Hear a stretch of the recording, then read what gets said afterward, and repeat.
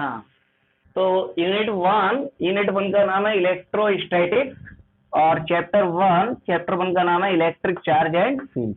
Unit first का हम chapter number first पढ़ने जा रहे हैं जिसका नाम है इलेक्ट्रिक चार्ज एंड फील्ड।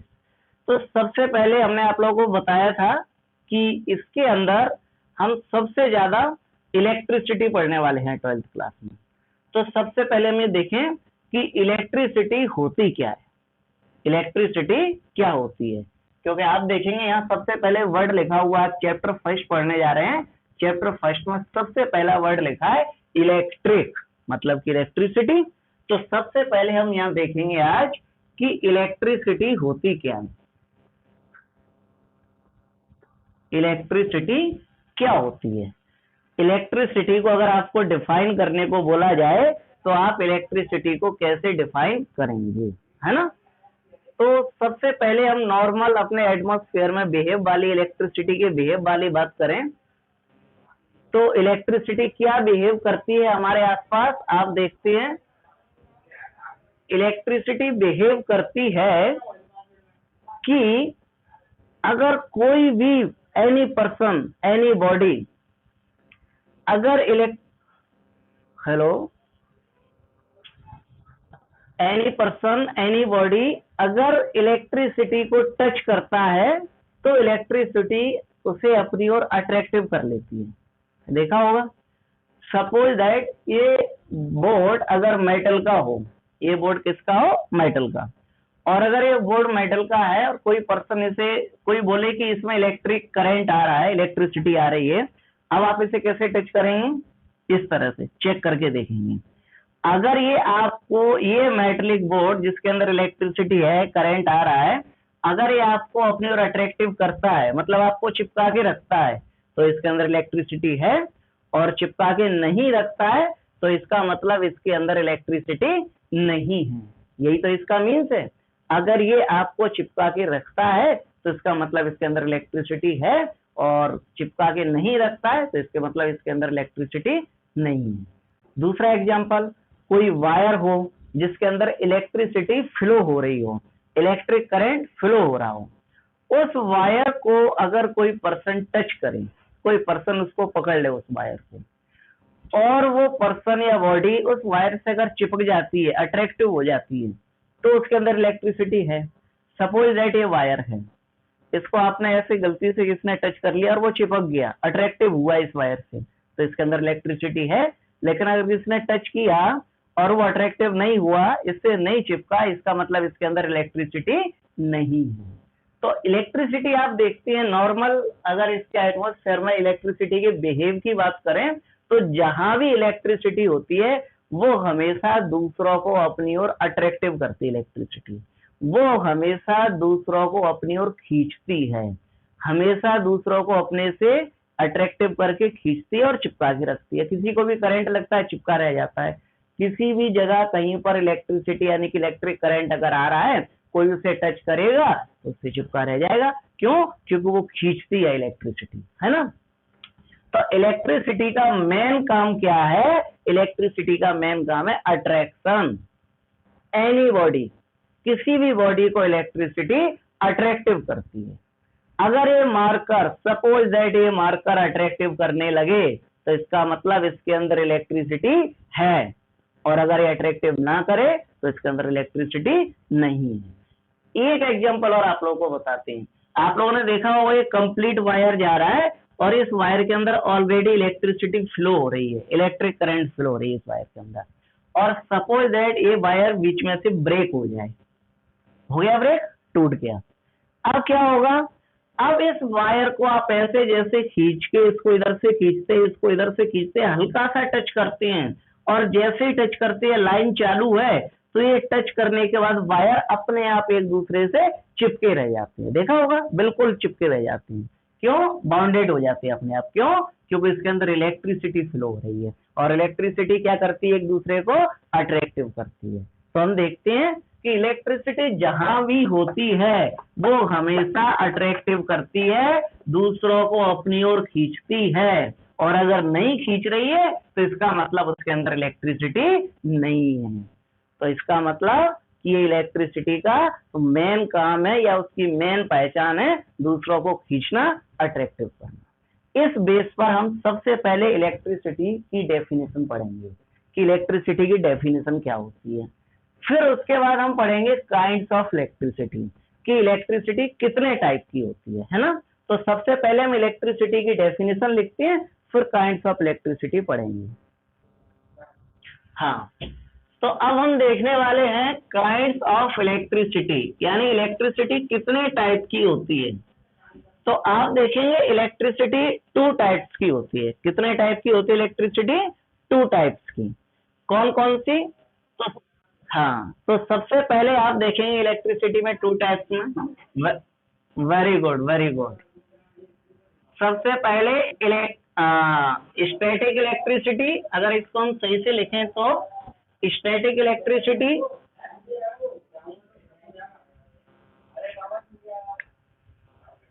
सबसे पहले स्टैटिक इलेक्ट्रिसिटी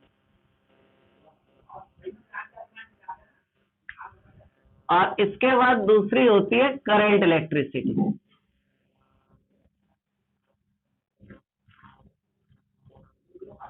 ये कौन पढ़ रहा है बेटा, बताना जरा। कोमल, कोमल पढ़ रही हैं? अच्छा अच्छा अच्छा, पढ़ता बिल्कुल सही रहे कोमल। कहाँ से नोट किया है आपने?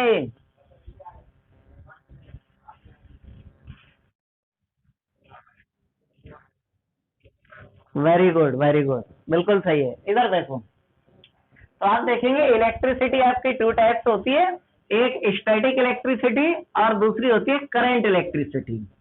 तो ये इलेक्ट्रिसिटी टू टाइप्स की होती क्यों है? इनके अंदर आखिर क्या होता है कि इलेक्ट्रिसिटी टू टाइप्स की है? तो, तो आप देखेंगे कि इलेक्ट्रिसिटी टू टाइप्स की इसलिए होती है, जो स्टैटिक इलेक्ट्रिसिटी है उसमें आपकी जो इलेक्ट्रिसिटी क्रिएट होती है वो स्टैटिक पोजीशन में रहती है। स्टैटिक मतलब समझते हो? एक जगह स्टोर, है ना। स्टैटिक इलेक्ट्रिसिटी में क्या होता है कि आपकी जो इलेक्ट्रिसिटी आप क्रिएट करते हैं, अभी हम इलेक्ट्रिसिटी क्रिएट करना भी सिखाएंगे। स्टैटिक इलेक्ट्रिसिटी में जो इलेक्ट्रिसिटी आप क्रिएट करते हैं वो एक जगह स्टोर रहती है, ठीक। और करंट इलेक्ट्रिसिटी में फिर क्या होता है? करंट इलेक्ट्रिसिटी में ये होता है कि जो इलेक्ट्रिसिटी आपने क्रिएट की है वो इलेक्ट्रिसिटी मोशन करती है। क्या करती है वो इलेक्ट्रिसिटी?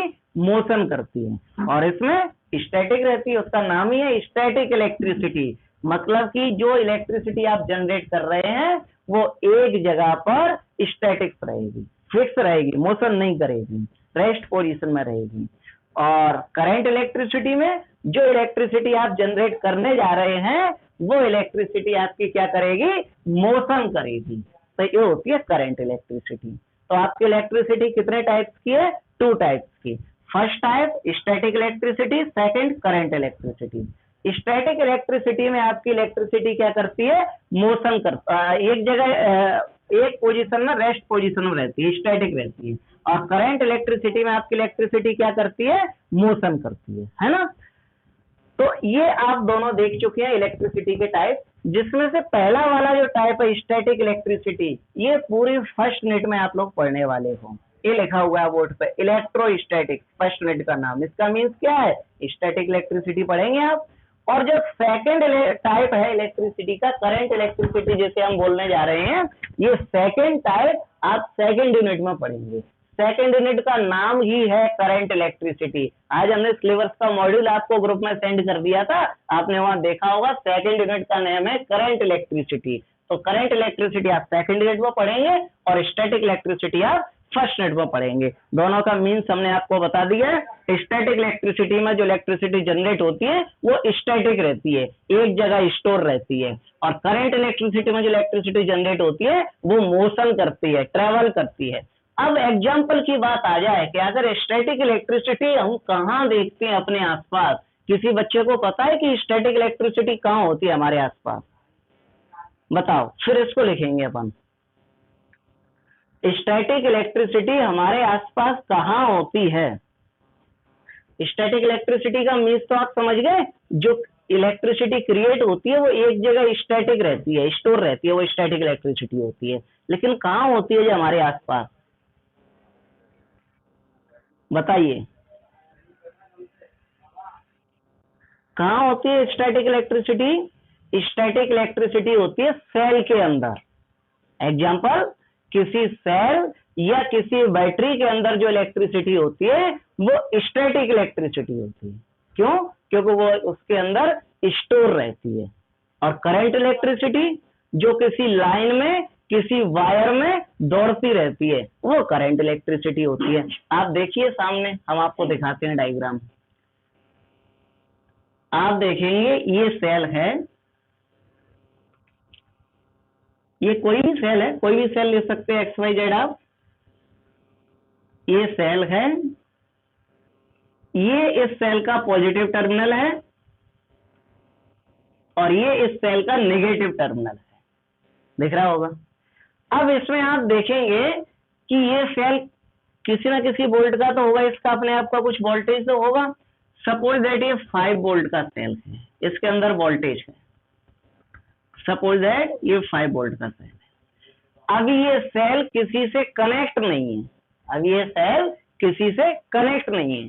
तो अब आप लोग बताइए कि इस सेल के अंदर जो इलेक्ट्रिसिटी जनरेट है, जो सेल ने अपनी इलेक्ट्रिसिटी जनरेट की है, वो इसी सेल के अंदर तो स्टोर है, वो कहीं जा तो नहीं रही है निकल के? कहीं जा रही है? नहीं जा रही है निकल के। कहीं मोशन कर रही है? नहीं कर रही है। कैसे कर सकती है? कोई कनेक्शन ही नहीं है बाहर। तो जो इलेक्ट्रिसिटी है वो इसके अंदर ही स्टोर है। ऐसी पोजीशन में इस सेल की जो इलेक्ट्रिसिटी होगी उसे हम कौन सी इलेक्ट्रिसिटी कहेंगे? Static electricity. कौन सी इलेक्ट्रिसिटी कहेंगे? स्टैटिक इलेक्ट्रिसिटी कहेंगे या नहीं कहेंगे? दूसरी बात, अब सपोज दैट इस सेल का कनेक्शन हम कर देते हैं एक बल्ब से। किससे कर देते हैं? एक बल्ब से। एक एलईडी बल्ब लिया छोटा सा और इस सेल को हमने कनेक्ट कर दिया। इस सेल को हमने कनेक्ट कर दिया। अब आप सेल को, एलईडी बल्ब को जब आप सेल से कनेक्ट कर देंगे तो अब आपको पता है कि ये पॉजिटिव टर्मिनल से करंट फ्लो होगी। सब इंग्लिश मीडियम के बच्चे हैं और हमें पता है कि सब बच्चे इंटेलिजेंट हैं। आप लोगों को पता है कि करंट पॉजिटिव टर्मिनल से नेगेटिव टर्मिनल की ओर फ्लो होती है। तो ये करंट ऐसे फ्लो होगी, ऐसे ऐसे जाएगी और ऐसे वापस आएगी। तो अब इस वायर के अंदर, अब हम बात कहाँ की कर रहे हैं? इस वायर की, जिस वायर का कनेक्शन हमने बल्ब से किया है और इधर सेल से किया है। तो इस वायर के अंदर जो करंट फ्लो हो रही है वो कौन सी करंट होगी? वो होगी आपकी करंट इलेक्ट्रिसिटी। क्यों? क्योंकि यहाँ पर करंट मोशन करती हुई जा रही है। तो कौन सी होगी? Current electricity.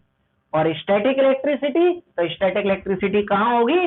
सेल के अंदर। लेकिन कब? जब तक आपने कनेक्शन नहीं किया तब तक, क्योंकि वो सेल के अंदर स्टोर थी। लेकिन आपने कनेक्शन कर दिया तो इलेक्ट्रिसिटी सेल से बाहर निकलना स्टार्ट हो गई। लेकिन जो वायर के अंदर इलेक्ट्रिसिटी फ्लो हो रही है, जो मोशन कर रही है, उसको हम कहेंगे करंट इलेक्ट्रिसिटी। और जो सेल के अंदर स्टोर है उसे स्टैटिक इलेक्ट्रिसिटी। दोनों एग्जाम्पल आपको समझ में आ ही गए होंगे अच्छे से कि स्टैटिक इलेक्ट्रिसिटी क्या होती है। और अब हम देखते हैं कि हमने इलेक्ट्रिसिटी को पढ़ लिया, इलेक्ट्रिसिटी के टाइप पढ़ लिए। अब हम देखेंगे कि आखिर इस इलेक्ट्रिसिटी को क्रिएट कैसे किया जाता है, इस इलेक्ट्रिसिटी को जनरेट कैसे किया जाता है। तो हमारे जो सिलेबस में है वो इलेक्ट्रिसिटी को जनरेट करने का तरीका है। वैसे तो बहुत सारे तरीके होते हैं इलेक्ट्रिसिटी को जनरेट करने के, लेकिन जो हमारे सिलेबस में है वो इलेक्ट्रिसिटी को जनरेट करने का तरीका है फ्रिक्शन। आप लोगों ने पढ़ा होगा 11th क्लास में फिजिक्स में फ्रिक्शन। फ्रिक्शन क्या होता है? एक बॉडी पर दूसरी बॉडी को रब करो, इसे क्या बोलते हैं? फ्रिक्शन, है ना। तो हमें जो इलेक्ट्रिसिटी क्रिएट कर, हमें जो इलेक्ट्रिसिटी क्रिएट करना है वो कौन से वाले मेथड से करना है? फ्रिक्शन मेथड से। और जब फ्रिक्शन मेथड से किसी इलेक्ट्रिसिटी को क्रिएट किया जाता है तब उस इलेक्ट्रिसिटी को फ्रिक्शनल इलेक्ट्रिसिटी बोलते हैं। कौन सी इलेक्ट्रिसिटी बोलते हैं? Frictional electricity. अब सबसे पहले तो आप लोग ये सोच रहे होंगे क्या वाकई में फ्रिक्शन से इलेक्ट्रिसिटी को क्रिएट किया जा सकता है? क्या ऐसा वाकई में होता है कि फ्रिक्शन से इलेक्ट्रिसिटी बनती है? तो इसका जवाब है कि बिल्कुल फ्रिक्शन से इलेक्ट्रिसिटी बनती है। इसके कुछ 4-6 एग्जाम्पल हम आप लोगों को बताते हैं, जिससे आप लोगों को अच्छे से समझ में आएगा कि फ्रिक्शन से इलेक्ट्रिसिटी बनती है। लेकिन उसके लिए आपको एक चीज अपने माइंड में अच्छे से सेट करके रखना है कि आप यहाँ ये देख रहे हैं कि इलेक्ट्रिसिटी का मीन्स क्या होता है। ये हम आपको फर्स्ट क्वेश्चन में ही बता चुके हैं कि अगर कोई मटेरियल या कोई मैटर किसी अदर बॉडी को, अदर मटेरियल को अपनी ओर अट्रैक्टिव करे तो हम कहेंगे उसके अंदर इलेक्ट्रिसिटी है, और अट्रैक्टिव ना करे तो हम कहेंगे उसके अंदर इलेक्ट्रिसिटी नहीं है। हाँ, तो अब हम देखते हैं सबसे पहले कि इलेक्ट्रिसिटी फ्रिक्शन से कैसे क्रिएट की जाती है, को अपनी ओर अट्रैक्टिव करती है। दूसरा एग्जांपल जो भी आप लोगों ने देखा ही होगा फ्रिक्शन इलेक्ट्रिसिटी का, कभी किसी का बर्थडे होता है तो अक्सर बच्चे देखते हैं बैलून लेते हैं और बैलून को बालों के साथ ऐसे रब करते हैं, हेयर के साथ रब करते हैं, और रब करने के बाद फिर वो दीवार से, वॉल से उसको चिपकाते हैं और वो चिपक जाती हैं। क्यों चिपक गए वो वॉल से, दीवार से? क्योंकि आप देखेंगे उस बैलून के अंदर इलेक्ट्रिसिटी क्रिएट हुई, और जब उस बैलून के अंदर इलेक्ट्रिसिटी क्रिएट हुई तो आप देखेंगे कि उस बैलून में इलेक्ट्रिसिटी क्रिएटर और इलेक्ट्रिसिटी का वर्क क्या है? अट्रैक्टिव करना। इसलिए वो बैलून इस बॉल की ओर अट्रैक्टिव हो जाता है और आसानी से बॉल से चिपक जाता है। ऐसी इस पेन के अंदर इलेक्ट्रिसिटी क्रिएट हुई और इलेक्ट्रिसिटी क्रिएट हो चुकी है, तो फिर इसका काम क्या? अट्रैक्टिव करना। इसलिए कागज के छोटे छोटे पीस को अट्रैक्टिव करती है। ठीक, दूसरा एग्जाम्पल अब आप लोग सोचेंगे कि सर ये केवल 2 एग्जाम्पल ऐसे हमने बताए, अब तीसरा एग्जाम्पल देखो। तीसरा एग्जाम्पल आप देखेंगे कि कभी गर्मी का मौसम हो या कभी कभी सर्दियों में बैलून वाले जो कपड़े होते हैं, ऊन वाले जो कपड़े होते हैं आप देखते हैं उनमें, तो आप देखेंगे वूल वाले जो कपड़े रहते हैं उनमें अक्सर कभी कभी इस तरह से अगर फ्रिक्शन हो जाए गलती से तो उसमें चिंगारी निकलती है। तो आप देखते हैं कि वो फ्रिक्शन की वजह से जो चिंगारी निकली वो किसका एक पार्ट है, किसकी फॉर्म है? वो इलेक्ट्रिसिटी की फॉर्म है। वो इलेक्ट्रिसिटी की वजह से ही वहां पर आप देखते हैं स्पार्किंग जनरेट होती है ना। दूसरा एग्जांपल आप लोग देखेंगे, क्लाउड होते हैं, बादल आसमान में।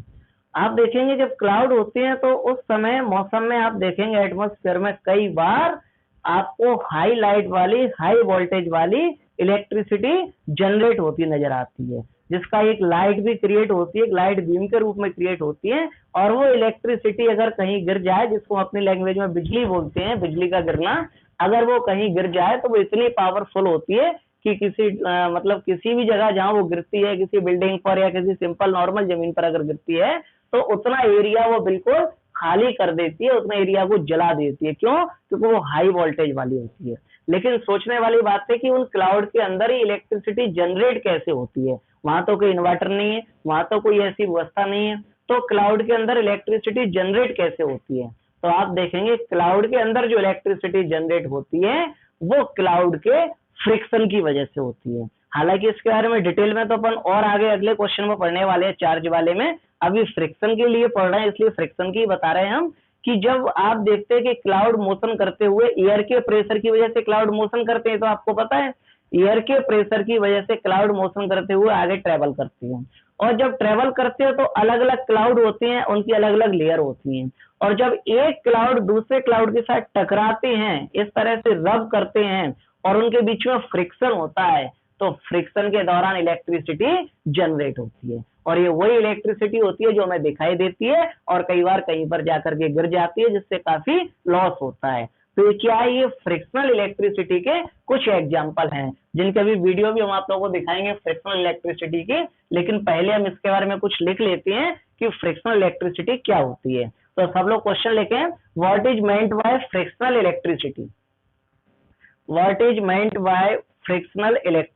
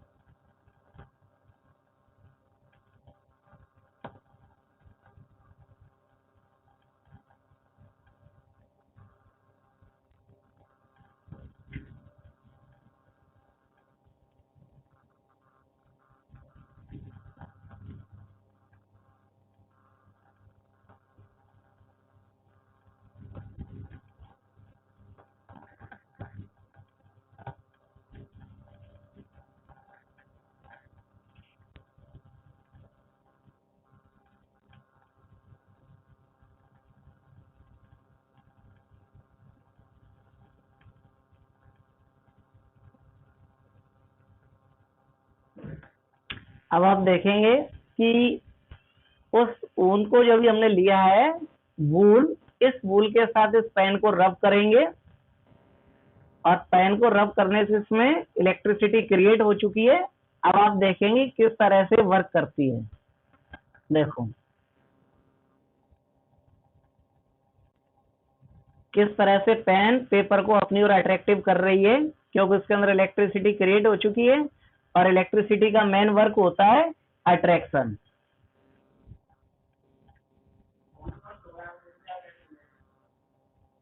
अब आपने इस स्केल को वूल के साथ रब किया तो आप देखेंगे स्केल किस तरह से रब कर उसको अट्रैक्टिव कर रही है पेपर को।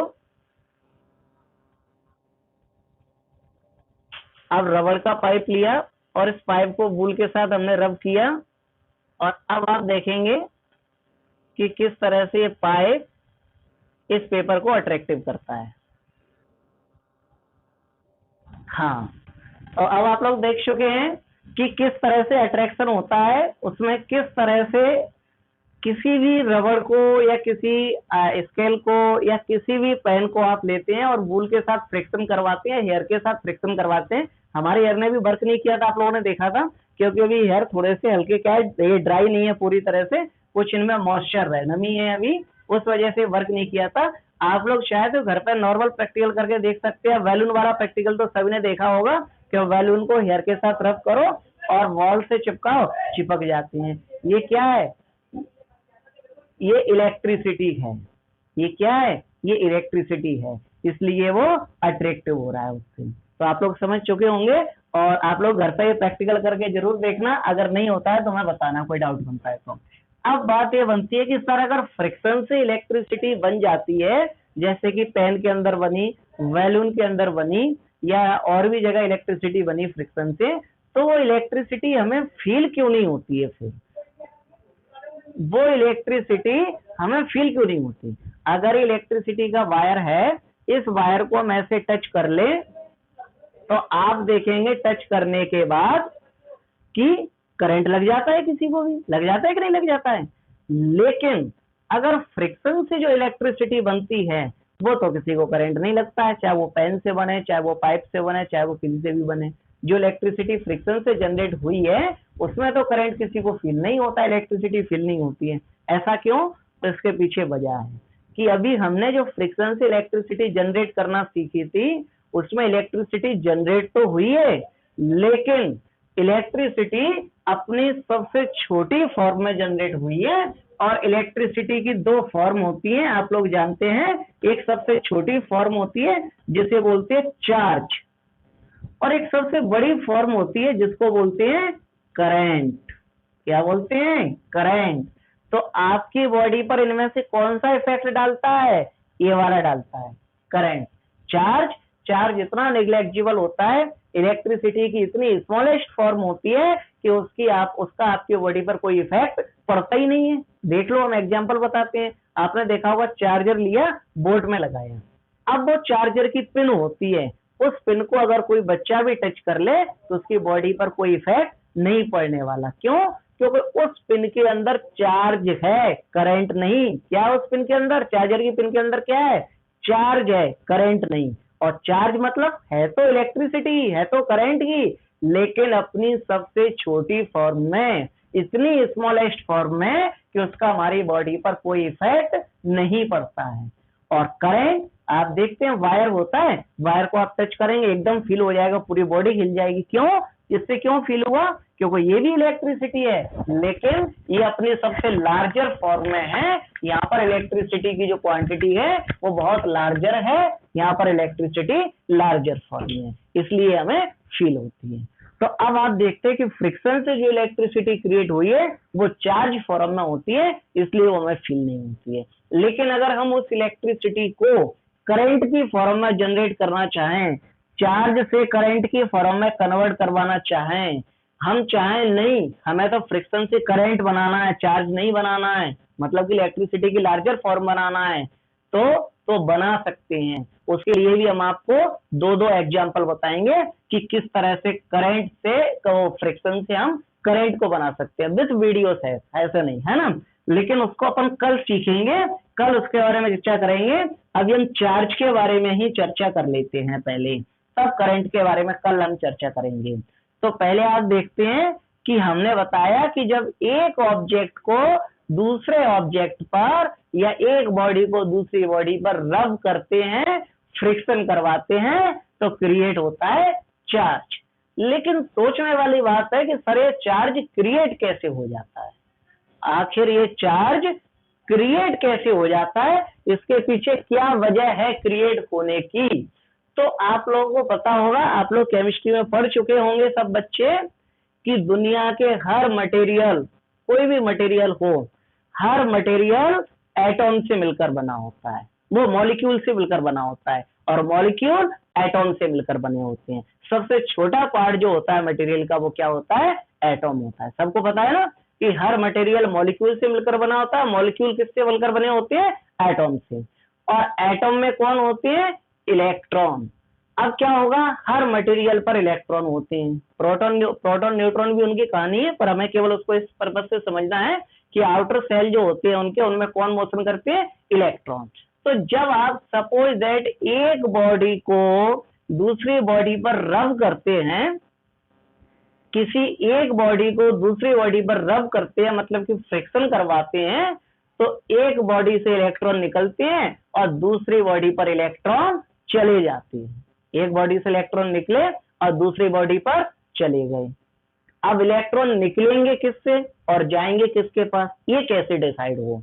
तो आप देखेंगे कि जिसके पास इलेक्ट्रॉन ज्यादा होंगे, जिसके पास फ्री इलेक्ट्रॉन होंगे, जिसके पास इलेक्ट्रॉन डोनेट करने के लायक होंगे, वो इलेक्ट्रॉन डोनेट कर देगा, उसको डोनर बोलते हैं। और जो बॉडी इलेक्ट्रॉन के, जिस बॉडी के पास इलेक्ट्रॉन की कमी होगी, वो बॉडी इलेक्ट्रॉन ले लेगी, एक्सेप्ट कर लेगी, उस बॉडी को एक्सेप्टर बोलते हैं। जैसे कि ये सपोज दैट मार्कर और ये हेयर, इनके बीच हमने फ्रिक्शन करवाया, अब इस पर चार्ज बना, तो इसका मीन्स क्या, इलेक्ट्रॉन का ट्रांसफॉर्मेशन हुआ है। या तो इस मार्कर ने कुछ इलेक्ट्रॉन हेयर को डोनेट कर दिए, या फिर हेयर ने कुछ इलेक्ट्रॉन इस मार्कर को डोनेट कर दिए। दोनों में से किसी ना किसी ने, एक ने इलेक्ट्रॉन डोनेट किए हैं और एक ने एक्सेप्ट किए हैं। जब इलेक्ट्रॉन एक से दूसरे पर ट्रांसफर होते हैं तभी क्रिएट होता है चार्ज। क्यों क्रिएट होता है चार्ज, क्योंकि इलेक्ट्रॉन पर क्या होता है, चार्ज होता है। और इलेक्ट्रॉन पर कौन सा चार्ज होता है, आप लोगों को पता है कौन सा चार्ज होता है इलेक्ट्रॉन पर, नेगेटिव चार्ज। इलेक्ट्रॉन पर चार्ज होता है नेगेटिव। जैसे आप देखें, सपोज दैट ये क्या कोई बॉडी है, स्केल मान लो रबड़ की, और ये दूसरी स्केल है रबड़ की। कल इनका एक्सपेरिमेंट हम दिखाएंगे, पूरा डिटेल में बताएंगे। इन दोनों को आपस में एक दूसरे पर रब किया गया है, इस तरह से फ्रिक्शन कराया गया है। रब किया गया है तो एक से इलेक्ट्रॉन निकलेंगे, मतलब एक डोनेट करेगा और एक एक्सेप्ट करेगा। इनमें डिसाइड कैसे होगा कि कौन डोनेट करने वाला है, कौन एक्सेप्ट करने वाला है, बहुत आसान तरीका है। जिसके पास एक्स्ट्रा है वो डोनेट कर देगा, जिसके पास कमी है वो एक्सेप्ट कर लेगा। वो तो उनके एलिमेंट पे डिपेंड करता है, जो पीरियोडिक टेबल आप केमिस्ट्री में पढ़ते हैं उससे। तो अब आप देखेंगे, सपोज दैट इसने इलेक्ट्रॉन को डोनेट किया, तो क्या होगा, यहाँ से इलेक्ट्रॉन निकलेंगे और किसके पास पहुंचेंगे, इसके पास। इसने डोनेट किया और इसने एक्सेप्ट किया, तो इलेक्ट्रॉन यहाँ से निकलेंगे और किसके पास पहुंचेंगे, इसके पास। और जब इलेक्ट्रॉन यहाँ से निकलेंगे और इसके पास पहुंचेंगे, तो आप देखेंगे कि जब इलेक्ट्रॉन जा रहे हैं यहाँ से यहाँ, तो इलेक्ट्रॉन पर जो चार्ज प्रेजेंट है, नेगेटिव चार्ज कितना होता है, वो वैल्यू भी हम बता देते हैं, बाद में उस वैल्यू को लिखवाएंगे एक क्वेश्चन में। माइनस का 1.6 10⁻⁻19 कूलम, 1 इलेक्ट्रॉन पर इतना चार्ज होता है। तो इस इलेक्ट्रॉन पर जो चार्ज है, वो चार्ज भी तो इलेक्ट्रॉन के साथ इधर से इधर मूव करेगा। जब इलेक्ट्रॉन यहाँ से मूव करके इसके पास जा रहे हैं, तो अब इन इलेक्ट्रॉन पे जो चार्ज है, वो चार्ज भी तो मूव करके जाएगा, यहाँ से यहाँ तक कि नहीं जाएगा, जाएगा, स्वाभाविक सी बात है। और जब ये चार्ज यहाँ से यहाँ तक मूव करके जाएगा, इस पर पहुंच गया, इस पर इलेक्ट्रॉन पहुंच गए, इस पर चार्ज भी पहुंच गया इलेक्ट्रॉन का, तो इसका मतलब इस पर क्या होगा, चार्ज क्रिएट होगा। बोलो होगा कि नहीं होगा, होगा। तो आपको समझ में आया कि जब दो बॉडी को आपस में फ्रिक्शन कराया जाता है, तो फ्रिक्शन कराने के बाद इलेक्ट्रॉन एक से दूसरे पर ट्रांसफर होते हैं, और जब इलेक्ट्रॉन ट्रांसफर होते हैं तो इलेक्ट्रॉन अकेले ही ट्रांसफर नहीं होते हैं, इलेक्ट्रॉन पर जो नेगेटिव चार्ज प्रेजेंट होता है वो भी जाता है, और जब वो चार्ज किसी बॉडी पर जाएगा तो बॉडी चार्ज हो ही जाएगी। जैसे इस पर इलेक्ट्रॉन आए तो ये बॉडी चार्ज हो गई। लेकिन अब ये नहीं सोचना कि चार्ज ओनली इसी बॉडी पर जनरेट हुआ है क्योंकि इलेक्ट्रॉन इस पर आए हैं, ऐसा नहीं। चार्ज इस बॉडी पर भी जनरेट हुआ है और चार्ज इस बॉडी पर भी जनरेट हुआ है, चार्ज दोनों बॉडी पर जनरेट हुआ है। एक पर चार्ज अलग टाइप का जनरेट होगा और दूसरे पर चार्ज अलग टाइप का जनरेट होगा। इसके लिए अमेरिकन वैज्ञानिक थे बेंजामिन फ्रैंकलिन, अमेरिकन साइंटिस्ट थे Benjamin Franklin. Benjamin Franklin American scientist ने इस पर रिसर्च की थी, इसका प्रैक्टिकल किया था, जो कि लगभग 6 स्टेप में इसका प्रैक्टिकल है, जिसको कल हम आपको बोर्ड पे पहले एक्सप्लेन करेंगे पूरा, फिर आपको उसकी वीडियो भी दिखाएंगे कि किस तरह से इलेक्ट्रॉन ट्रांसफर से चार्ज क्रिएट होता है और कितने टाइप का चार्ज क्रिएट होता है, फिर उस चार्ज की रिएक्शन क्या होती है, वो सब कल हम पढ़ेंगे। और उसके बाद फिर हम पढ़ेंगे कि फ्रिक्शन से चार्ज तो क्रिएट होता है, लेकिन अगर फ्रिक्शन से करंट क्रिएट करना हो तो उसके लिए क्या करना पड़ेगा, वो भी कल हम पढ़ेंगे।